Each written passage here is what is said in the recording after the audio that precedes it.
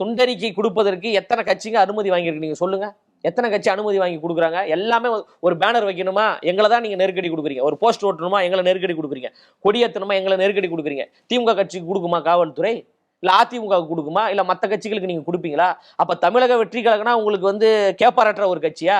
பொது வாழ்க்கை என்று வந்துவிட்டால் விமர்சனங்கள் வரும், அடக்குமுறைகள் வரும், ஒடுக்குமுறைகள் வரும், எல்லாமே வரும். அது எல்லாம் எதிர்கொள்வதற்காகத்தான் போர்படை தளபதிகளாக, தளபதியின் சிங்க தோழர்களாக நாங்க இருக்கிறோம். அதனால எல்லாவற்றையும் நாங்க எதிர்கொள்றோம். சட்டத்தை மீறி எங்க தலைவர் செயல்பட்டார்னா தமிழ்நாடு தாங்காதுங்க. சட்ட ஒழுங்கு பிரச்சனை ஏற்படுங்க, சாலைகள் நிரம்பி போராட்டம் வருங்க, பேருந்து மறிக்கப்படும். ஐயநாதன் அவர்களுக்கு அப்படி ஒரு எதிர்பார்ப்பு இருக்கா? அவருடைய எதிர்பார்ப்பை எல்லாம் நிறைவேற்ற முடியாதுங்க. அவருக்காக ஐயநாதனுக்காக கட்சி ஆரம்பிச்சாங்க. தமிழ்நாட்டு மக்களுக்காகவும் எங்களுடைய தோழர்களுக்காகவும் தளபதியினுடைய நண்பா நண்பிகளுக்காகவும் தலைவர் அவர்கள் தமிழக வெற்றி கழகம் என்கின்ற ஒரு கட்சியை உருவாக்கி இருக்கிறாரு. ஐயநாதன் அவர்களுக்காக கட்சி உருவாக்கல. ஒரு ஐயநாதன் இல்ல, 1000 ஐயநாதன்கள் எங்களுக்கு எதிராக பேசுவாங்க தான். ஆனா அவர்களை எதிர்கொள்வதற்கு நாங்கள் தயாராக இருக்கிறோம்.